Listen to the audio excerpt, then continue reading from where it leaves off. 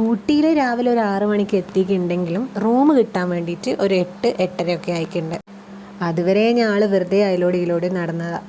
അതിൻ്റെ ഇടയിൽ ചായ റെഡിയായി എന്ന് പറഞ്ഞേരം ഞങ്ങൾ ഹോട്ടലിൻ്റെ ഉള്ളിലോട്ട് പോയി. നല്ല തിരക്കേനോ, അതുകൊണ്ട് കുറേ നേരം അവിടെ വെയിറ്റ് ചെയ്ത് അവസാനം ചായയും കുടിച്ച് ഞങ്ങൾ സ്ഥലങ്ങൾ കാണാൻ വേണ്ടി പോയി.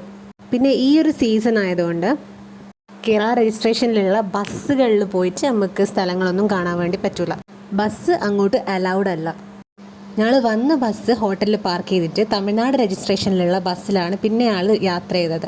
ചെറിയ ബസ്സായതുകൊണ്ട് തന്നെ 2 ബസ് ബുക്ക് ചെയ്യേണ്ടതായിട്ട് വന്നിട്ടുണ്ട്. ആദ്യം തന്നെ ഞങ്ങൾ പോയത് ടീ ഫാക്ടറിയിലേക്കാണ്. ശരിയാ, നല്ല വെയിലുണ്ട്, പക്ഷെ അത്ര ചൂടൊന്നുമില്ല. ഞങ്ങളങ്ങനെ നടന്ന് ഒരു ബ്രിഡ്ജിൻ്റെ മേലെ കൂടെ കയറി ഉള്ളിൽ കയറാൻ വേണ്ടിയിട്ട് വരിയായിട്ട് പോവുകയാണ്. അവിടെ നല്ല സ്മെല്ലുണ്ട് കേട്ടോ. സ്മെല്ല് മീൻസ് എനിക്ക് ഒരു തേയിലേൻ്റെ സ്മെല്ലല്ല അടിച്ചത്, ഒരു മൈലാഞ്ചില്ലേ, പച്ച മൈലാഞ്ചില്ലേ, അതിൻ്റെ ഒക്കെ സ്മെല്ല് ഭയങ്കരമായിട്ട് മൂക്കിൽ കുത്തി കയറുന്ന പോലെ ഉണ്ട്. ഇതാ ആവിടുന്നുണ്ട്, ഉറക്കമൊക്കെ വരുന്നുണ്ടെന്ന് തോന്നുന്നു മൂപ്പത്തേക്ക്. കുറേ നേരമായി ക്യൂവിൽ നിൽക്കുന്നത്, ക്യൂ അങ്ങ് നീങ്ങുന്നില്ല. അവസാനം നടന്ന് ഉള്ളിൽ കയറിയതാണ് ആ ഏച്ചി പറയുന്നത് കറണ്ട് ഇല്ലാത്തതുകൊണ്ട് ഇതൊന്നും വർക്ക് ചെയ്യില്ല. ടിക്കറ്റിൻ്റെ പൈസ പോയി എന്നാണ് ഞങ്ങൾ വിചാരിച്ചു. 20 രൂപ എങ്ങനെ ഉള്ളൂ ടിക്കറ്റിന്. പക്ഷെ അത്ര നേരം വെയിലും കൊണ്ട് ഉള്ളിൽ കയറിയിട്ടൊന്നും കാണാൻ വിചാരിച്ചില്ല. പക്ഷെ താഴോട്ട് ഇറങ്ങിയപ്പോൾ ബാക്കി പ്രോസസ്സിംഗ് ഒക്കെ അവിടെ നിന്ന് കറക്റ്റായിട്ട് നടന്നുകൊണ്ടിരിക്കുന്നുണ്ട്. ഇവിടെ തേയിലൊക്കെ ഒരു മിഷ്യൻ്റെ അകത്തിട്ടിട്ട് എല്ലാം മിഷ്യനാണ് ചെയ്തുകൊണ്ടിരിക്കുന്നത്.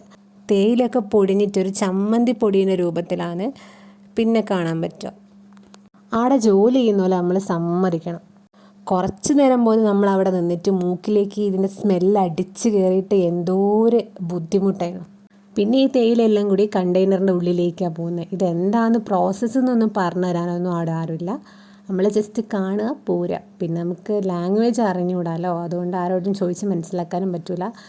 തമിഴ് മനസ്സിലാകും, പക്ഷെ അങ്ങോട്ട് ചോദിക്കാൻ കുറച്ച് ബുദ്ധിമുട്ടാണ്. തേയില കണ്ടെയ്നറിൽ നിന്ന് പുറത്തേക്ക് വന്നപ്പോൾ ഒരു പൊടി രൂപത്തിലാക്കി ഉണങ്ങിയിട്ട്, പക്ഷേ കറുപ്പ് നിറമൊന്നും ആയിക്കില്ല. പക്ഷേ ഇവിടെ എത്തുമ്പോൾ നല്ല കറുപ്പ് പൊടി രൂപത്തിലായിട്ടുണ്ട്. ഇനി പാക്കിങ്ങും മെഷീൻ തന്നെയാണ്. എല്ലാം സെറ്റപ്പാക്കി പാക്ക് ചെയ്ത് വീഡിയോ എടുക്കുന്ന കണ്ടിട്ട് ഷീജേച്ചി മാമിയൊക്കെ ടാറ്റൊക്കെ തരുന്നുണ്ട്. ആ മെഷീൻ്റെ ഉള്ളിൽ കൂടെ ചായപ്പൊടി വരുന്നതും അത് പാക്ക് ചെയ്യുന്നതും എല്ലാം കണ്ട് അങ്ങനെ ഞങ്ങൾ പുറത്തേക്ക് ഇറങ്ങിയപ്പോൾ ഞങ്ങൾക്ക് അവിടെ നിന്നൊരു ചായ തന്നിട്ടോ. ചായ എന്തിനാ തന്നതെന്ന് അത് കുടിച്ച് കഴിഞ്ഞാലാണ് നമുക്ക് മനസ്സിലായത്. ചായയുടെ ടേസ്റ്റ് അറിഞ്ഞോല ആരും ചായപ്പൊടി വാങ്ങാണ്ട് പോകില്ല. അങ്ങനെ പിന്നെ എല്ലാവരും അവിടെയുള്ള ടീ സ്റ്റോളിൽ പോയിട്ട് ചായപ്പൊടിയൊക്കെ വാങ്ങി. പിന്നെ അതിൻ്റെ അപ്പുറത്തുള്ള ചോക്ലേറ്റ് ഫാക്ടറി കയറി. അവിടെയും സെറ്റപ്പ് ഇത് തന്നെയാണ്. നമ്മൾ കയറി ചെല്ലുമ്പോൾ 3 ഡിഫറെൻറ്റ് ഫ്ലേവറുള്ള ചോക്ലേറ്റ് നമുക്ക് തരും.